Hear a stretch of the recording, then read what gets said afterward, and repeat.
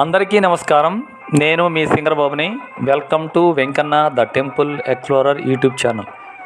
ఈరోజు మీకు తమిళనాడు రాష్ట్రంలోని కుంభకోణంలో ఉన్న శ్రీ నాగేశ్వర స్వామి ఆలయము, దీనిని రాహుకి సంబంధించినటువంటి ఆలయంగా కూడా మనము చెప్పుకోవచ్చు. అదేవిధంగా కుంభకోణం నుండి కేవలం 15 కిలోమీటర్ దూరంలో ఉన్నటువంటి కంజనూరులో ఉన్న శుక్రగ్రహానికి సంబంధించినటువంటి ఆలయాన్ని కూడా ఈ వీడియోలో మీకు చూపించబోతూ ఉన్నాను. మనకి తమిళనాడులోని కాదు, భారతదేశంలో కూడా అనేక ఆలయాలు కలిగినటువంటి నగరం ఏదైనా ఉంది అంటే అది కేవలం ఒక కుంభకోణం మాత్రమే. నువ్వు ఏ సందుకు వెళ్ళినా, ఏ గొంతుకు వెళ్ళినా కూడా నీకు ఒక గాలిగోపురం ప్రత్యక్షం అవుతుంది. అలా అని చెప్పి వాళ్ళు ఏదో తెలియక కట్టారంటే లేదు.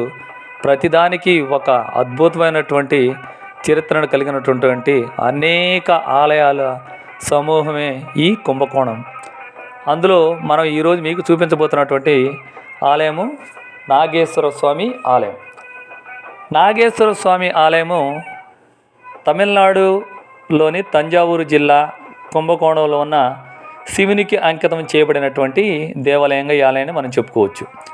7వ శతాబ్దంలో తమిళ శైవ కాణికల్ రచించినటువంటి దేవరం అనేటువంటి గ్రంథంలో ఇక్కడ ప్రధాన దేవతగా శివుడు ఉన్నట్లుగా, వారిని మనం గౌరవప్రదంగా చూస్తూ ఉన్నట్లుగా దీంట్లో వ్రాయబడి ఉంది. దీనిని పాదల్ పెట్ట స్థలం అంటే తెలుగులో స్వామివారు పాదం పెట్టినటువంటి స్థలంగా కూడా మనము చెప్పుకోవచ్చు అన్నమాట. ఇది కావేరీ నదికి దక్షిణ ఒడ్డున ఉంది. ఈ ఆలయాన్ని కూతాండర్ కోయల్ అని కూడా అంటారు. చోళ రాజవంశానికి చెందినటువంటి ఆదిత్య చోళుడు ఈ ఆలయాన్ని 9వ శతాబ్దంలో నిర్మించాడు అని, ఈ ఆలయంలో చోళుల యొక్క వాస్తుశిల్పము ఎంతో అద్భుతంగా కనిపిస్తుందని మనం చెప్పుకోవచ్చు. ఇక్కడ గర్భాలయంలో ఉన్నటువంటి స్వామివారి మీద సూర్యకిరణాలు మార్చి నెల చివరి ఏప్రిల్ మొదటి వారాల్లో దీని మీద పడే విధంగా ఈ ఆలయాన్ని కట్టారని మనం చెప్పుకోవచ్చు. నాగేశ్వరుడికి 2 భార్యలు. అందులో ఒకరు పెరియనాయకి, రెండవవారు బ్రహ్మనాయకి. పెరియనాయకి తన ఆశీర్వాద హస్తము, అభయ ఆకారంలో భక్తులకు ఆశీర్వదిస్తూ కనువిందు చేస్తూ ఉంటుంది. ఈ ఆలయము నాగరాజ వేషంలో ఉన్న శివునికి అంకితం చేయబడింది. ఆలయ సముదాయంలో అనేక మందిరాలు, 3 ఆవరణాలు ఉన్నాయి. విజయనగర కాలంలో నిర్మించినటువంటి 2వ ఆవరణలో అద్భుతమైనటువంటి శిల్ప సంపద ఉందని మనం చెప్పుకోవచ్చు. ఇక్కడ మనం పూజించేది నాగరాజను లేదా హరియన్.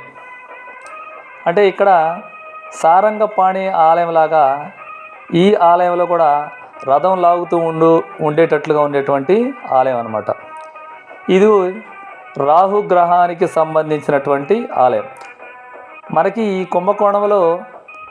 కుంభకోణానికి చుట్టుపక్కల నవగ్రహాలకు సంబంధించినటువంటి ఆలయాలు భారతదేశంలో బహుశా ఎక్కడ ఉండి ఉండవేమో, కేవలం ఇక్కడ మాత్రమే ఉండి ఉంటాయని నేనైతే భావిస్తూ ఉన్నాను. ఎందుకంటే మిగిలిన ఎక్కడ కూడా అయితే ప్రత్యేకమైనటువంటి ఆలయాలు మరి ఎక్కడ లేవన్నమాట. ఈ నవగ్రహానికి సంబంధించినటువంటి ఆలయము, ఈ ఆలయాన్ని దక్షిణ్ అండ్ కర్కాటకం అనేటువంటి వాళ్ళు ఇక్కడ శివుని పూజించినట్లుగా, ఈ ఆలయాన్ని రాజా సల అనేటువంటి రాజు ఎక్కువగా పూజించినట్లుగా మనకి తెలుస్తుంది. ఈ ఆలయ యొక్క సమయాలు ఉదయం 6:30 నుండి 12 గంటల వరకు, సాయంత్రం 5 గంటల నుండి 8 గంటల 30 నిమిషాల వరకు ఉంటుంది. ఇప్పుడు మీకు చూపించబోతున్నటువంటి ఆలయము శుక్రస్థలం కంజనూరు. ఇది కుంభకోణానికి కేవలం 15 నుండి 16 కిలోమీటర్ దూరంలో మాత్రమే ఉంది. ఇది మైలాండుదురై అనేటువంటి రూట్లో వెళ్ళేటువంటి బస్సు కనుక ఎక్కితే మనం ఈ కంజనూరులో దిగడానికి అవకాశం ఉంటుంది. లేదంటే 2 వీలర్ ద్వారా మనం వెళ్ళవలసి ఉంటుందన్నమాట. ఈ ఆలయానికి సంబంధించినటువంటి విశేషాలు ఏమిటో మనం ఇప్పుడు తెలుసుకునేటువంటి ప్రయత్నం చేద్దాం.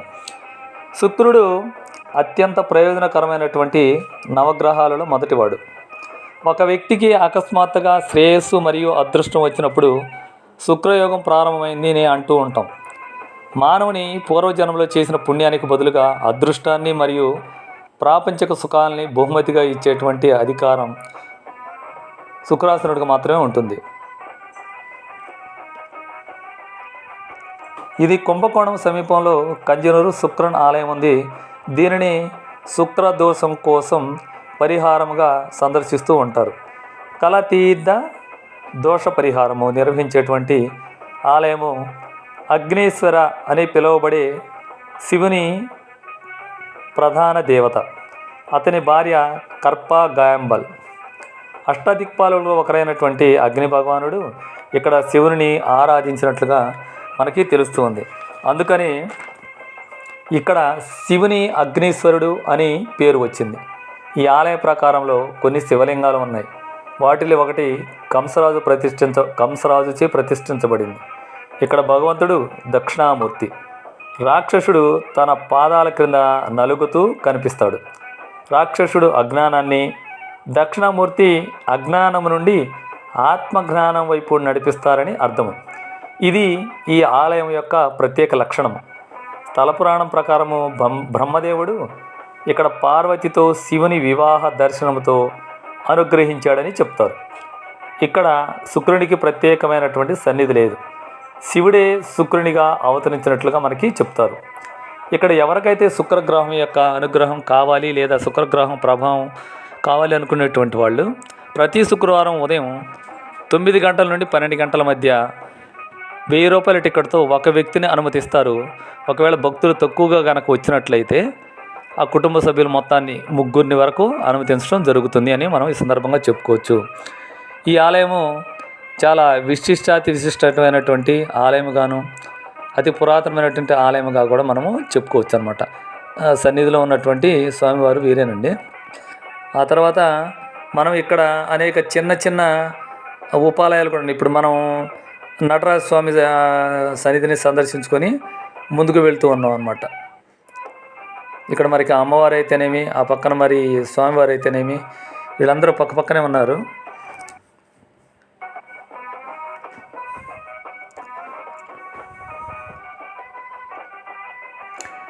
ఈ ఆలయం లోపల మనకి అనేక ఇతర ఉపాలయాలు కూడా ఉన్నాయండి. ఉపాలయాలు అనేక ఉన్నాయి.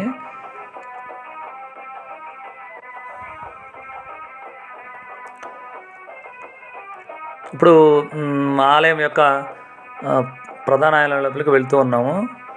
ప్రధాన ఆలయం యొక్క సన్నిధి వరకు దగ్గర వరకు మనం వీడియో తీసుకునేటువంటి అవకాశం ఉంది. ఇక్కడ రాసి ఉన్నారు చూడండి, వీనస్ అని చెప్పేసి. వీనస్ అంటే శుక్రుడు అని మీ అందరికీ తెలుసు. ఇక్కడికి వెళ్తాము. ఇక్కడ మిగిలిన దేవతామూర్తిని తీసుకున్నటువంటి అధికారం అయితే మనకు ఉంది, కానీ ప్రధాన ఆలయంలో ఉన్నటువంటి స్వామివారిని అయితే ఫోటో తీసుకున్నటువంటి అవకాశం మనకి లేదనమాట. దాన్ని మీకు వీడియో చిట్ట చివరిలో చూపించేటువంటి ప్రయత్నం అయితే చేస్తాను. ఖచ్చితంగా చూపిస్తాను. స్వామివారి యొక్క రూపం ఏ విధంగా ఉంటుంది ఏంది అనేటువంటిది మీకు ఖచ్చితంగా చూపిస్తాను. ఈ వెనక వైపు కూడా అనేక చిన్న చిన్న ఆలయాలు, ఒక ప్రత్యేకమైనటువంటి ఆలయం ఈ ఆలయం చెప్పుకోవచ్చు అనమాట. అంటే అనేక స్వాములు, ఋషులు, భక్తులు ఒకరని కాదండి, అనేక మంది ఉన్నారు ఇక్కడ. ఒక్కొక్కరికి ఒక్కొక్క చిన్న చిన్న సన్నిధుల్లాగా బయట కట్టినటువంటి వరండాలను ఏర్పాటు చేయడం జరిగిందని మనం చెప్పుకోవచ్చు అనమాట. దీంతోపాటు మనకి ఇక్కడ చూడండి, మనకి మళ్ళీ ఇక్కడ శివలింగం కావచ్చు. అంటే ఇక్కడ అక్కడని కాదు, అన్ని చోట్ల ఒక భిన్నమైనటువంటి వాతావరణంలో కట్టినటువంటి ఆలయంగా మనం ఈ ఆలయాన్ని చెప్పుకోవచ్చు అనమాట. చూడండి, ఎక్కడ కూడా తక్కువగా లేదు, చాలా అద్భుతంగా కట్టినటువంటి ఆలయంగా మనకి అనిపిస్తూ ఉందన్నమాట. విశ్వనాథన్, విశాలాక్షి అమ్మవారు ఉన్నారు లోపల. ఈ పక్కన మనకి సుబ్రహ్మణ్యేశ్వర స్వామి వారు, వల్లి దేవసేన సమేతంగా ఇద్దరు ఉన్నారు.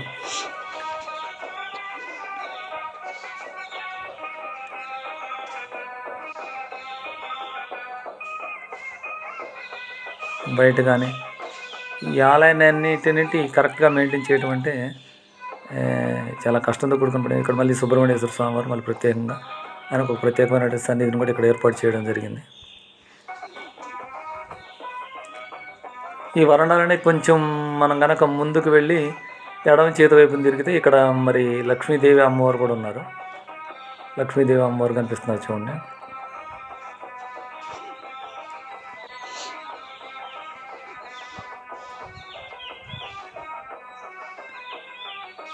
ఆ పైన ఆలయం లోపల ఉన్నటువంటి గర్భగుడి.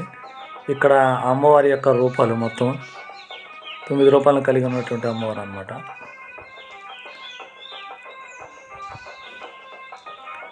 ఇక్కడ లోపలికి వెళ్తే ఇక్కడ మనకి శ్రీ కరచి అమ్మన్ అనేటువంటి అమ్మవారు కూడా ఇక్కడ లోపల ఉన్నారు.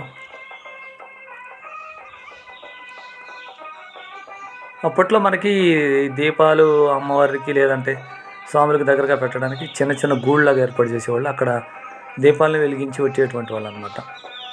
అలాంటి అవకాశం కూడా అప్పట్లోనే చాలా చక్కగా ఆలోచించి కట్టారని మనం చెప్పుకోవచ్చు అనమాట. ప్రతి ఆలయం కూడా అతి పురాతనమైనటువంటి ఆలయమే కాబట్టి చాలా చక్కగా అప్పట్లోనే ఆలోచించి ఇప్పుడు మనకంటే కూడా సరైక్ బుక్కర్ అనేటువంటి భక్తుడు మరి భక్తర అమ్మను వాళ్ళిద్దరు ఉన్నారు ఇక్కడ పక్కనే. ఆలయం మొత్తం మ్యాక్సిమం శివలింగాల మయము, అదేవిధంగా అగ్ని పూజిత లింగం కూడా ఇక్కడ ఉంది. ఇంకా కొంచెం ముందుకెళ్తే మనం ఇప్పుడు ధ్వజస్తంభం దగ్గరికి రావడం జరిగింది. బయటకు వచ్చేసామండి.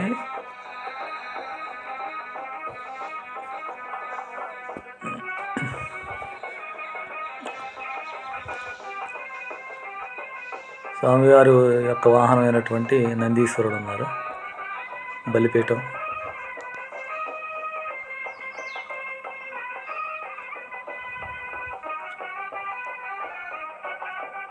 ఇదండి, ఈ విధంగా ఉంటారు స్వామివారు. ఓకే ఫ్రెండ్స్, మీ అందరికీ ఈ వీడియో ఖచ్చితంగా నచ్చి ఉంటుందని నేను అనుకుంటున్నాను. ఎవరికైనా శుక్రగ్రహ ప్రభావం కానీ రాహు యొక్క ప్రభావం కానీ ఏ గ్రహానికి సంబంధించినటువంటి ప్రభావం ఉన్నా కూడా ఇక్కడ కనుక వస్తే అన్ని గ్రహాలకు సంబంధించినటువంటి ఆలయాలు ఈ కుంభకోణకు సమీపంలో ఉన్నాయి. ఇక్కడికి వచ్చి సందర్శించి మీకున్నటువంటి సమస్యను దూరం చేసుకోగలరని భావిస్తూ మీ అందరికీ ఈ అవకాశం ఇచ్చినందుకు ధన్యవాదాలు తెలియజేస్తున్నాను. థ్యాంక్ యూ అన్నాడు.